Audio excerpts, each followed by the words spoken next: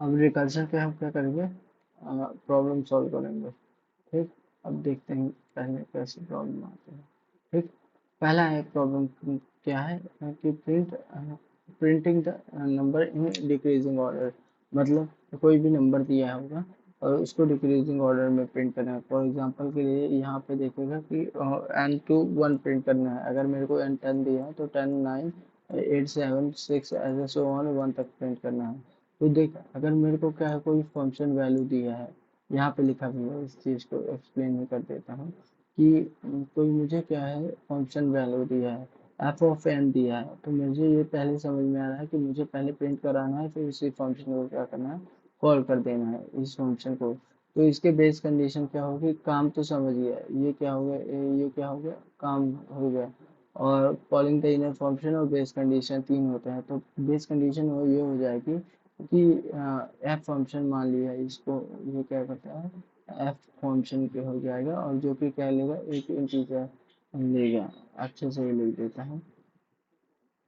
ठीक, ये public static void F function हुआ, जो कि क्या करता है, एक इंट एक्स लेगा और क्या करेगा, इफ एक्स की वैल्यू कितनी है, एक्स की वैल्यू इक्वल टू 1 है, तो ये 0 है, तब क्या करेगा, ये रिटर्न कर देगा कुछ नहीं। तो अगर 0 है तो कुछ नहीं करो, तुम चले जाओ। ये हो गया क्या, ये हो गया इसका काम वाला रिकर्शन वाला फंक्शन। अब काम वाला चीज देखते हैं। काम इसका क्या है, काम भी इसका ये है कि ये क्या करे, प्रिंट कर दे किसको, नंबर को प्रिंट कर दे, और ये क्या करे, और ये इसका काम है बस प्रिंट करना। और ये दूसरा, अब तीसरा इनर फंक्शन को कॉल करेगा। ये कैसे इनर फंक्शन को कॉल करेगा, with the help of the F minus one की ये इनर फंक्शन को कॉल कर देगा। यह इस तरह हो गया तीन का, पहला ये बेस कंडीशन काम, और ये इनर फंक्शन को काम। ये इनर फंक्शन और काम इंटरचेंज भी होते हैं। अगर पहले देख, पहले क्या हो गया, अब इसको ऐसे समझ, थोड़ा समझा देता हूँ कि पहले क्या हो गया, अगर काम बाद में हो और इनर फंक्शन पहले काम हो, और इनर फंक्शन पहले कॉल हो, तो पहले कॉल हो तो क्या, फिर काम हो बैक ट्रैक में, तो इसे कह देते हैं बैक ट्रैकिंग कह देते हैं। इस फंक्शन में हमने बैक ट्रैकिंग नहीं किया है, इसे मैं पहले प्रिंट किया है, फिर उसके बाद वो कर दिया है। अब इसका कोड देखते हैं। देख, इसमें, ठीक, इसका कोड देख कैसे है कि पहले एक फंक्शन लिया, वॉइड टाइप का, डिक्रीज कर दी अगर 1 के इक्वल है, या 0 के केस में होता तो ये लाइन भी नहीं लिखना पड़ता अपने को। 1 के इक्वल है तब ये इसको प्रिंट करा दो ना मैन को, और रिटर्न कर दो। और नहीं तो क्या होता था, ज्ञान को प्रिंट कराओ, फिर उसके बाद ये लोअर फंक्शन के लिए कॉल कर दो, ये इस तरह से होता था। और मेन फंक्शन से इसको कॉल कर बुला लेते थे, ये मेन फंक्शन से हमने बुला लिया। तो इसमें क्या हुआ, इसमें इसका एक्चुअल इम्प्लीमेंटेशन, मेमोरी इम्प्लीमेंटेशन देख कि एक्चुअल में कैसे इम्प्लीमेंटेट हुआ। इन स्टैक में मेन फंक्शन ने फंक्शन 10 के लिए कॉल किया, फंक्शन 10 ने 10 प्रिंट करके क्या कर दिया, फंक्शन 9 को कॉल कर दिया, फंक्शन 9 ने एन को प्रिंट करके क्या कहा, फंक्शन 8 को कॉल कर दिया। इसी तरह इसने फंक्शन 8 ने क्या किया, एन को प्रिंट करके क्या किया, 7 को, इसने एन को, 6 को, ये 5 को, फिर इसने प्रिंट करके इसको कॉल करके, और फिर बेस कंडीशन यहाँ पे हुई थी। और बेस कंडीशन के हिट होने के बाद क्या हुआ, इसने वैल्यू रिटर्न की। और इसने वैल्यू यहाँ पे रिटर्न कुछ नहीं हो रहा है, लेकिन यहाँ पे रिटर्न, क्योंकि फंक्शन का डेटा टाइप क्या है, रिटर्न जीरो वॉइड है, तो इसीलिए इसने रिटर्न किया, और फाइनल वैल्यू इसको रिटर्न हो गया है। तो मतलब एक बार जाता है और दूसरी बार कंफर्मेशन के लिए रिटर्न में आना जरूरी है। स्टैक का इम्प्लीमेंटेशन समय तो मेन है यहाँ, फिर इसने 10 के लिए कॉल किया, फिर 9 के लिए, फिर 7 के लिए, ऐसे ही 6 के लिए। यहाँ पे पहले ये बेस कंडीशन है। अब बेस कंडीशन जैसे हिट हुई तो ये क्या कर दिया, रिवर्स बैक ट्रैक करके मेन फंक्शन को वैल्यू सप्लाई किया। ये इस तरह का हो गया क्या, reverse printing the reverse of A number. ठीक, रिवर्स प्रिंट किए हैं। अब देख, अब ये क्या कर सकते हैं, रिवर्स, और लास्ट में इसके वैल्यू को रिटर्न। अब देख, ये समझ के स्टैक ओवरफ्लो जो आता है इश्यू, वो कब आता है, वो मतलब स्टैक ओवरफ्लो कब आता है। तो इसके तीन दो चीजें हो सकती है, मतलब as we know that we use function when method calling it all per और मेथड कॉल होता है तो ऑल पैरामीटर क्रिएटेड, अगर हर बार नए नए पैरामीटर क्रिएट होते हैं, क्रिएटिंग पैरामीटर हर बार क्रिएट होता है। There is two case of the style, parameter की साइज बहुत ज़्यादा हो तो जैसे एरे वेरे की साइज क्या हो, बहुत ज़्यादा हो तो एक केस ये हो सकता है, और वो मेमोरी में लार्ज स्पेस ले रहा हो तो एग्जांपल के लिए large size of the array, ये हो गया एक। और दूसरा टू मेनी रिकर्शन कॉलिंग, इतना रिकर्शन कॉल करे कि मेमोरी स्पेस ही भर गई हो, तब हो सकता है there is no base case and the program will crash, अगर कोई बेसिक केस नहीं तब प्रोग्राम कैश हो जाए। तो error created when which called stack overflow, इसके कारण से एरर आ जाता है जिसे हम क्या कह देते हैं, स्टैक ओवरफ्लो कह देते हैं। अब देख दूसरा क्वेश्चन देखते हैं। पहले देख लिया कि हमें क्या करना था, प्रिंट करना था n plus f n minus one के लिए, मतलब पहले प्रिंट करना था, फिर उसके बाद हमने इनर फंक्शन को कॉल किया। अब हम इंक्रीजिंग नंबर में करना चाहते हैं, मतलब हम पहले बेस कंडीशन को हिट करेंगे, फिर वहां से क्या करेंगे, प्रिंट करेंगे। तो ये देख पहले बेस का ये हुआ, फिर इसके बाद f of two f of,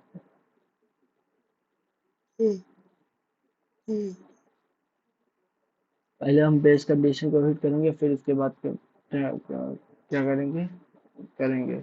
अब देखिए अब इसको कैसे करेंगे, क्या करेंगे देखिएगा तो देख, अगर पहले जब बेस जब ये क्या हुआ, इक्वल टू वन हुआ, इक्वल टू वन हुआ तो क्या प्रिंट कर दो और रिटर्न कर दो, और फिर क्या किया, इस फंक्शन को हमने कॉल कॉल कर करके कॉल करके ये हमने वन तक पहुंचाया, ठीक। और फिर उसके बाद अब इसके बाद क्या करेंगे अपन, इसके बाद क्या करेंगे, अब फंक्शन आ गया, फिर उसके बाद क्या प्रिंट करते जाएंगे, रिवर्स ऑर्डर में क्या करते जाएंगे, प्रिंट करते जाएंगे। तो मतलब पहले फंक्शन टेन था जैसे, तो फंक्शन टेन में अब देख ये क्या लिखे, फंक्शन नाइन लिखे, फंक्शन एट गया, और एट गया, और इसे ही सो ऑन करते करते फंक्शन वन गया, और फंक्शन वन ने देखा कि क्या ये वन के इक्वल है, तो एन को क्या कर, फंक्शन वन ने कॉल किया होगा तो यहाँ वन के इक्वल दिया तो वन प्रिंट करा दिया, फिर लौटा। अब लौटते समय ये लाइन एग्जीक्यूट हो गई है, अब ये लौटते समय लौटते समय क्या करेगा, फिर ये दूसरा काम करेगा। देखा, अगर एक एक लाइन है, एक बार फंक्शन कॉल किया गया है तो एक बार ही बेस कंडीशन को टच करेगा। अगर दो एक बार फंक्शन ये कॉल किया गया है और फिर उसके बाद एक वैल्यू हुई, तो ये इसको बेस कंडीशन को टच करेगा, लौटेगा, और फिर इसके बाद क्या करेगा, ये फंक्शन क्या करेगा, फिर से जाएगा और ये बेस कंडीशन को छू के लौटेगा, मतलब यहाँ पे दो बार होगा।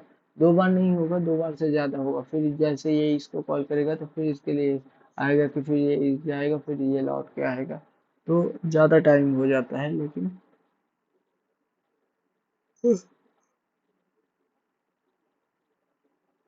और यही चीज़ समझा रहा था कि यहाँ पे क्या हुआ, ये इसके लिए आप प्रिंट किया, वन प्रिंट किया, और फिर इसी तरह टू वाला फिर प्रिंट करेगा, और इसी तरह थ्री वाला फिर प्रिंट करेगा, और फिर फोर वाला। तो देख इसमें क्या हुआ कि पहले हम भेजते हैं, अब काम यहाँ से चालू हुआ, ये होता है बैक ट्रैकिंग, मतलब काम उल्टा चालू हुआ यहाँ पे, तो इसे कह देते हैं बैक ट्रैकिंग, ठीक। अब देखा, अब ठीक ये हुआ। अब क्या करना है, फैक्टोरियल फाइंड करना है, तो फैक्टोरियल के लिए क्या होता है, करेंट नंबर और स्मॉल नंबर के लिए क्या कर दो, कॉल कर दो फैक्टोरियल।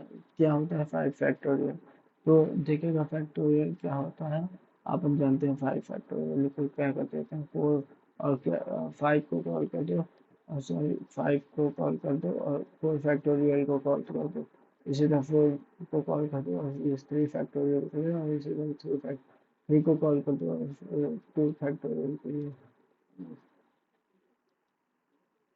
इसी तरह टू फैक्टोरियल के लिए, और टू फैक्टोरियल टू कर दो, वन फैक्टोरियल क्या होता है, वन ही होता है, तो रिटर्न करेगा ये कितनी वैल्यू हो जाएगा, वो हो जाएगा टू, और ये टू टू इसको रिटर्न करेगा, इसी तरह ये रिटर्न करते करते ये इसकी वैल्यू क्या हो जाएगी, 100 वैल्यू आए। तो पहले हमने क्या करते हैं, बेस कंडीशन को सर्च किया और बेस कंडीशन ने वैल्यू रिटर्न करना चालू किया।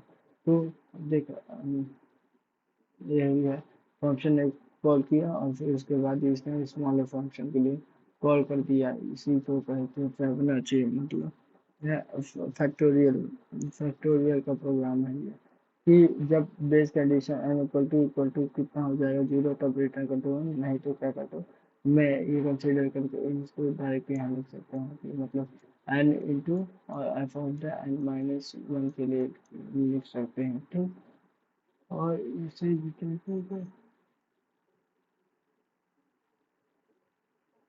कैलकुलेशन वाली होगी, जिसमें अगर एरे और के क्वेश्चन है ना, एरे के, तब क्या होगा, तब वॉइड आएगा, क्योंकि एरे में रिफ्लेक्ट चेंज समझ में आता है।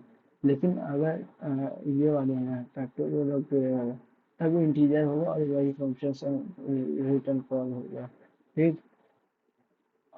तो अब देखिए इसमें फंक्शन, ये पहले इसमें क्या किया, पहले बेस कंडीशन को हिट किया, पहले बेस कंडीशन को हिट किया, ठीक। ये कंडीशन हिट करने के बाद इधर से क्या है, ये कंडीशन से सॉल्यूशन आया, ये हुआ पहले और दूसरे में, ठीक।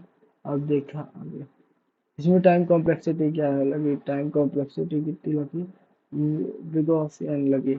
अगर कोई भी यहाँ जाके बेस कंडीशन को टच करके आता है तो एक ही बार तो उसे कह देते, बिग ऑफ कितना कह देते हैं, वन। लेकिन अगर ये गया, फिर आया, फिर ये गया, फिर आया, फिर ये अपने यहाँ से भी हिट दिया, फिर इसके छोटे वैल्यू में इसको राइट किया, तो इस केस में बिग ऑफ टू की पावर एन होती है टाइम कॉम्प्लेक्सिटी, मतलब डुअल ट्रिवियल, डुअल के केस में, dual function multiple function calling के केस में वो उसकी time complexity two the power n हो जाती है, थ्री। अगर तीन कॉलिंग हो रही है, गया फिर आया, फिर गया फिर आया, फिर गया फिर आया, फॉर द सेम वैल्यू के लिए, तो ये हो जाती है क्या, ये थ्री के पावर एन बोल सकते हैं टू टाइम कॉम्प्लेक्सिटी। अब देख print of the n number, n number को प्रिंट कराना है, sum of the n number, तो ये क्या कर दिया, n plus f of N minus one के लिए कॉल कर दिया। इसी तरह जैसे five plus f of n के लिए, तो ये होगा, तो फोर के लिए होगा, फिर इसी तरह थ्री के लिए कॉल होगा, फिर टू के लिए कॉल होगा, एफ ऑफ वन रिटर्न कर दिया वन, तो ये कैलकुलेट होकर रिटर्न वैल्यू होगी किसके लिए, इसके लिए थ्री के लिए हो जाएगी, फिर उसके बाद फोर के लिए हो जाएगी, फोर फाइव के लिए हो जाएगी, और फाइव फाइव प्लस टेन हो जाएगा। इसी तरह ये मेन फंक्शन को क्या कर देगा, वैल्यू रिटर्न कर देगा। तो यही हुआ कि जब वैल्यू बेस कंडीशन देखेगा तो बेस कंडीशन में क्या है, जब ये वन है तब क्या करो, तब जब इक्वल टू वन है तो ये वन रिटर्न कर दो, और क्या करो, क्या करो, एन माइनस वन के लिए क्या करो, कॉल कर दो एन प्लस पहले इसने इनर फंक्शन को कॉल कर लिया और उसको एक वैल्यू स्टोर कर दिया, और फिर इसके बाद क्या करती है, रिजल्ट को लौटाते जा रहा है, ठीक। और इसके बाद, ठीक, ये हो गया। इसमें भी एक बार फंक्शन में क्या है और एक बार आए, तो टाइम कॉम्प्लेक्सिटी कितनी लगी, बिग ऑफ एन, और स्पेस स्टैक यूज कर रहे हैं तो बिग ऑफ एन स्पेस हो जाएगी, ठीक। प्रिंट एंड फिबोनाची नंबर, हमें क्या करना है, प्रिंट कराना है एनथ फिबोनाची नंबर को प्रिंट कराना है, पर्टिकुलर उसी फिबोनाची नंबर को प्रिंट कराना है, तो पर्टिकुलर उसी फिबोनाची को नंबर का प्रिंट कराना है। तो फिबोनाची नंबर जीरो से वन टू वन, ये जीरो से स्टार्ट होता है, ऐसे सो ऑन बढ़ता जाता है। तो फिबोनाची नंबर देखेगा,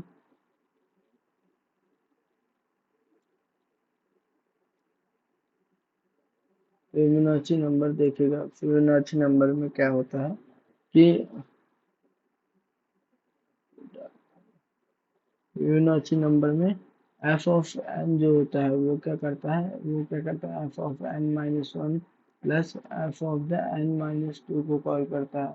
और बेस कंडीशन क्या रहती है, बेस कंडीशन ये रहती है कि इफ एन इक्वल टू क्या है, जीरो है, या एन इक्वल टू कितना रहे, 1 रहे, तो हमें क्या करना है, रिटर्न करना है, एनी को रिटर्न करना है। ठीक, जैसे कि यहाँ पे जीरो पे, तो जीरो पे जीरो ही रिटर्न करेंगे, वन पे 1 रिटर्न किए, तो इसी तरह अगर ये दोनों में से कोई बेस कंडीशन हिट होती है तो ये रिटर्न करना है। देख, अब मैं यही कैसे जानूंगा कि यही दोनों फंक्शन कॉल होंगे, तो ये देख, ये दोनों के इनर फंक्शन कॉलिंग कितने बार हो रहा है, 2 टाइम हो रहा है, इसको बोलते हैं मल्टीपल इनर फंक्शन कॉलिंग।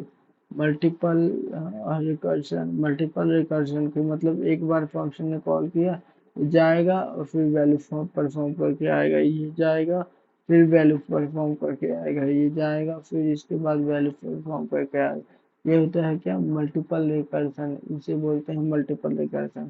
तो यहाँ पे मल्टीपल रिकर्सन होगा तो इससे क्या होगा, आंसर आ जाएगा। ठीक, फिबोनाची एफ, देख इसका टाइम स्पेस, ये देख, F of N minus one और F of N minus, for example 5 के लिए, तो 5 के लिए पहले 3 गया, गया 3 पे गया, फिर उसके बाद 2 पे गया, फिर उसके बाद 1 पे बेस कंडीशन ही 2, तो ये क्या कर दिया, रिटर्न कर दिया, रिटर्न कर दिया, कर दिया, रिटर्न करने के बाद क्या हुआ, रिटर्न कर दिया। फिर इसके बाद देखा इसने सेकंड पार्ट को कॉल किया एन माइनस टू, तो 2 - 2 ये जीरो, तो ये इसको क्या कर दिया, रिटर्न कर, जीरो वाला जीरो रिटर्न कर दिया। अब ये दोनों रिटर्न कर दिया, दोनों का क्या होगा, सम होगा, तो 2 + 1 कितना होगा, 3, 2 ही होगा, प्लस कितना, और प्लस ये क्या है, चौपाड़ी टाइप का है, तो प्लस ये कितना हो जाएगा, तो 2, इधर से भी प्लस होगा, तो 2 वाला ये हो गया, अब यहाँ 2 वाले में हो गया, जीरो दिया ये वाला, फिर ये इसको दिया कितना, 2 दिया, प्लस ये इसके लो वाले में कॉल किया, तो उस वो भी ब्रांचिंग है, ऐसे सो ऑन कंटिन्यू चलता जाएगा। ठीक, ठीक, सूडो कोड देख लेते हैं कि अगर बेस कंडीशन 0 या 1 हुआ तो वही रिटर्न कर दो, और फिर पहले ये फंक्शन कॉल कर दिया है, अब n-1 के लिए, फिर n-2 के लिए कॉल कर दिया, और दोनों को सम करके रिटर्न कर देगा, ये हो जाएगा क्या, इसका रिकर्सिव फंक्शन। इसको एक लाइन में भी लिख सकते हैं, ये एफ एन,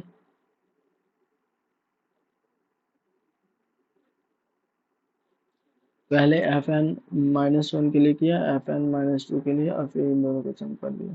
ठीक, ये होगा, फिर रिटर्न कर दिया, इन दोनों के सम करके रिटर्न कर दिया, यह होगा, इसका स्टैक एनालिसिस करेंगे।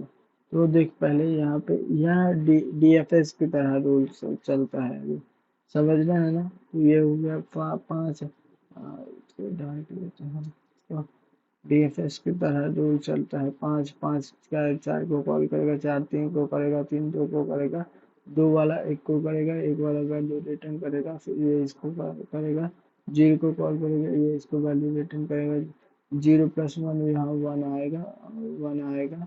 ठीक, और 1 क्या करेगा, ये इसको रिटर्न करेगा 1, और यहाँ क्या करेगी, ये क्या करेगा, तो इसको 2 के लिए कॉल करेगा, एफ ऑफ 1 के लिए नहीं करेगा, तो 3 के लिए, सॉरी, 3 के लिए करेगा, और एफ ऑफ 3 के लिए नहीं करेगा, तो यहाँ से क्या हो जाएगा, ये भी रिटर्न करेगा, मतलब एक बार ऐसे आएगा, फिर गया, फिर आया, या फिर ऐसे आया, तो ये देखिए यहाँ पे, यहाँ मल्टीपल ऐसे गया, फिर इससे आया, ये देखो ऐसे बन रहा है, तो इसकी टाइम कॉम्प्लेक्सिटी कितनी होती है, time complexity big of 1 square होती है, बिग ऑफ एन स्क्वायर होती है, sorry, two the power of n होती है, टू द पावर एन होती है, एक्सपोनेंशियल टाइम कॉम्प्लेक्सिटी वाले फंक्शन है।